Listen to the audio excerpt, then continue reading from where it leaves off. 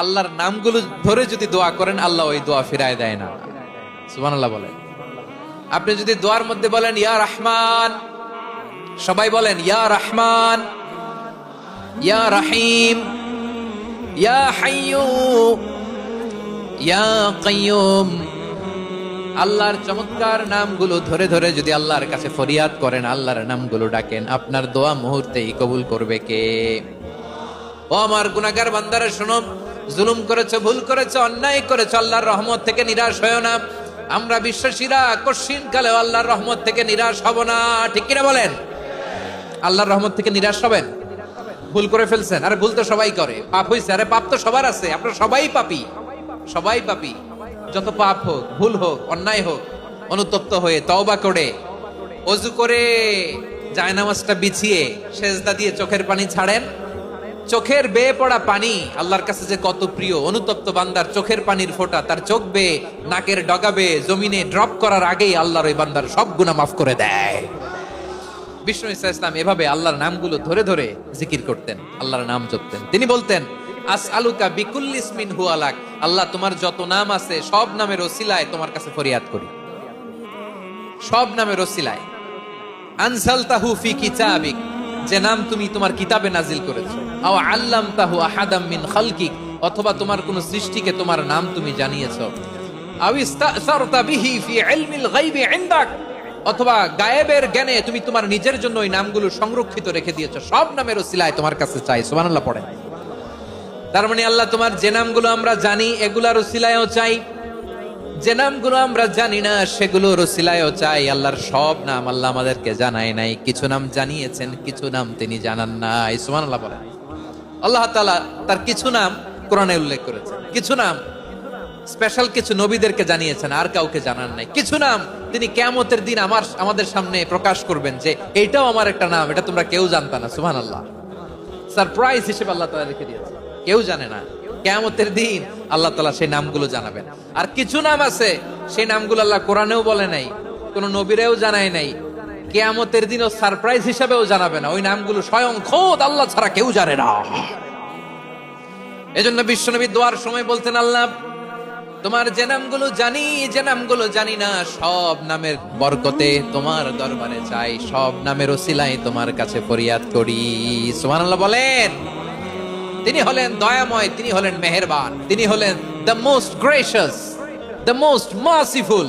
তিনি দয়াময়, তিনি অতিশয় মেহেরবান। সুবহানাল্লাহ বলেন। তার দয়ার কোনো শেষ নাই, তার মায়ার কোনো শেষ নাই। আল্লাহ রহমানুন ফিদ দুনিয়া ওয়া রহিমুন ফিল আখিরাহ। এই দুনিয়ার জন্য আল্লাহ রহমান, দুনিয়াতে আল্লাহ সবাইরে দয়া করে, কাফিররাও করে, মুসলিমরাও করে। আর আখিরাতের জন্য তিনি রহিম, সেখানে কাফির মুশরিকদের জন্য আল্লাহর পক্ষ থেকে কোনো দয়া থাকবে না। চিল্লায় বলেন ঠিক কি না? এজন্য আল্লাহ বললেন আমার মৌলিক একটা নাম হলো রহমান। আল্লাহর পরে অন্য কোন নাম দিয়ে যদি তোমরা আমার নাম প্রকাশ করতে চাও, জপতে চাও, ডাকতে চাও, তোমরা রহমান নামে ডাকো। রব্বুল আলামিন ইরশাদ করেন কুলিদুল্লাহ আও ইদউর রহমান আইয়াম্মা তাদউ ফালাহুল আসমাউল হুসনা। আমাকে আল্লাহ নামে ডাকো, কিংবা আমি আল্লাহকে রহমান নামে ডাকো, যে নামেই ডাকো না কেন আমার আছে অনেকগুলো সুন্দর সুন্দর নাম। যে নামেই ডাকো আমি শুনি, ডাকলেই আমি সাড়া দেই। সকালে ডাকলেও সাড়া দেই, দুপুরে ডাকলেও সাড়া দেই, মাঝরাতেও যদি আমরা বিপদে পড়ি ডাকলে আমাদের ডাকে সাড়া দেয় কে? সবাই বলুন তো, সাড়া দেয় কে?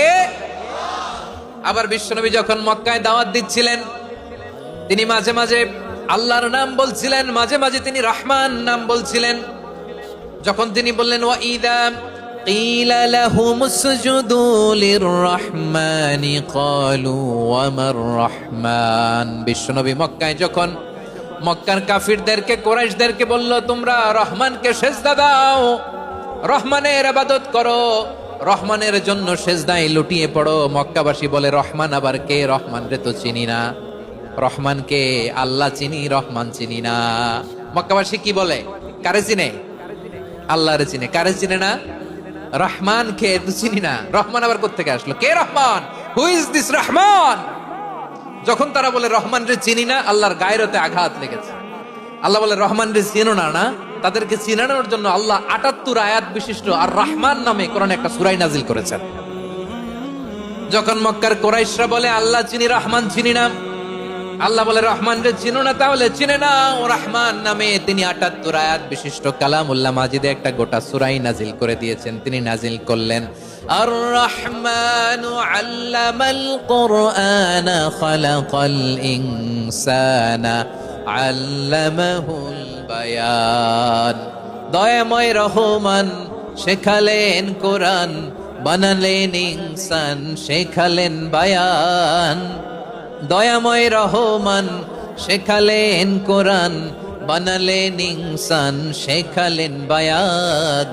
দয়াময় রহমান শেখালেন কোরআন, বানালেন ইনসান শেখালেন বায়ান। পড়েন আল্লাহু আকবার। আল্লাহ বলে রহমান কারে বলে চেনো না, শুনে নাও। ৭৮ আয়াত বিশিষ্ট গোটা একটা সূরা নাজিল করে দিলাম, সূরাতু আর রহমান। আর রহমান তিনি দয়ালু, আল্লামাল কোরআন তিনি মানুষকে কোরআন শিখিয়েছেন, খালাকাল ইনসান মানুষ বানিয়েছেন, আল্লামাহুল বায়ান মানুষকে কথা বলা বর্ণনা করা শিখিয়েছেন। পড়েন সুবহানাল্লাহ। গোটা একটা সূরাই নাজিল করেছেন, সূরাতু আর রহমান। আমার বারোখালীর ভাইয়েরা, তার নাম হচ্ছে আর রহমান।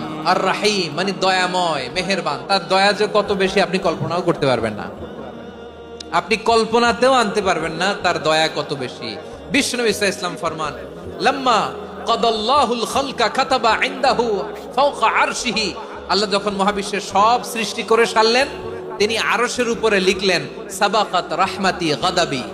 সাবাকাত রাহমাতি গাদাবি কোথায় লিখছে?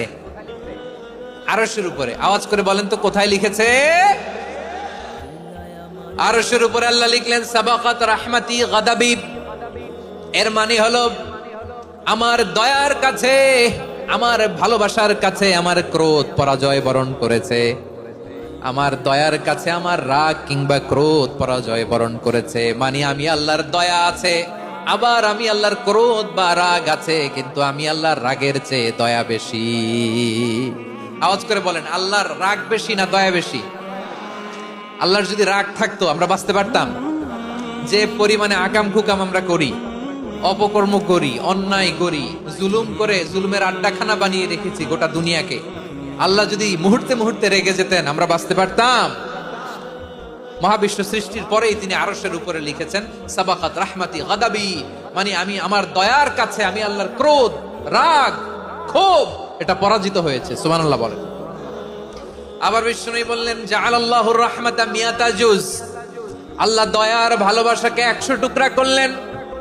99 টুকরা দয়া মায়া ভালোবাসা আল্লাহ নিজের কাছে রেখে দিলেন, আর 1 টুকরা দয়া মায়া ভালোবাসা আল্লাহ গোটা বিশ্বের সবার মাঝে ঢেলে দিলেন। দয়া মায়া ভালোবাসা 100 টুকরা করে আল্লাহ নিজের কাছে রাখছেন কয় টুকরা? সবাই বলেন 99 টুকরা। আর গোটা বিশ্বের সবার মাঝে ভাগ করে দিয়েছেন কয় টুকরা? এবার এই 1 টুকরার নমুনা দেখেন তো পৃথিবীতে। স্বামী স্ত্রীর জন্য কত ভালোবাসা, বন্ধু বন্ধুর জন্য কত ভালোবাসা, গার্লফ্রেন্ড বয়ফ্রেন্ডের জন্য গলায় ফাঁস লাগে, আছে না নাই? এই এখন গলার আওয়াজ বাড়ছে ইয়াংদের। হুজুর এখন গার্লফ্রেন্ড বয়ফ্রেন্ডের ভিতরে ঢুকছে, এখন আমরা আছি হুজুর। জেগে উঠছে বারোয়াখালী। দেখেন এই তো কয়েকদিন আগেই তো, কত বছরের 12 না কত বছরের এক মেয়ে, কত বছর? 11। ওই দেখেন সব মুখস্থ দুষ্টগুলার, আর কিছু মুখস্থ না থাকলে এগুলো মুখস্থ। 11 বছরের, তারে কি বলবো, তরুণীও তো না, কিশোরী। এই কিশোরী ভালোবাসার টানে বাপ মা থুইয়া চলে গেছে কোথায়? দেখেন ভালোবাসারে আল্লাহ 100 টুকরা করেছেন, 99 টুকরা ভালোবাসা আল্লাহ নিজের জন্য রেখেছেন, 1 টুকরা আমাদের সবাইকে ভাগ করে দিয়েছেন। যত পাখি আছে পৃথিবীতে, যত মাছ আছে, যত প্রাণী আছে, যত মানুষ আছে, যত জিন আছে, আমরা সবাই মিলে পেয়েছি ভালোবাসার কয় টুকরা? আর আরশে আজিমের অধিপতি আল্লাহ, তিনি তার কাছে ভালোবাসা রেখে দিয়েছেন কয় টুকরা? তাহলে এবার আওয়াজ করে বলেন আল্লাহর রাগ বেশি নাকি দয়া বেশি? আল্লাহ তুমি দয়ার সাগর রহমানুর রহিম, তোমার দয়ায় পূর্ণ আমার সারা নিশিদিন। সবাই পড়েন আল্লাহ তুমি দয়ার সাগর রহমানুর রহিম, তোমার দয়ায় পূর্ণ আমার সারা নিশিদিন। আল্লাহু আকবার। আল্লাহ বলেন রাহমাতি ওয়াসিআত কুল্লা শাই, গোটা বিশ্বের সব জায়গায় আমি আল্লাহর রহমত বিস্তৃত, এমন কোন জায়গা নাই যেখানে আমি আল্লাহর রহমত নাই। ঠিক কিনা বলেন? এমন কোন জায়গা নাই আমি আল্লাহর রহমত নাই। আমি আল্লাহর রহমত ছাড়া গাছের একটা পাতা নড়ে না, আমি আল্লাহর দয়ার রহমত ছাড়া গাছের একটা পাতা পড়ে না, আমি আল্লাহর দয়ার রহমত ছাড়া আকাশ থেকে এক ফোঁটা বৃষ্টি ঝরে না। তিনি হলেন রহমান, তিনি হলেন রাহিম। ঠিক কিনা বলে? তিনি হলেন আর রহমান, তিনি হলেন আর রাহিম। তার দয়ার কোনো শেষ নাই, তার মায়ার কোনো শেষ নাই।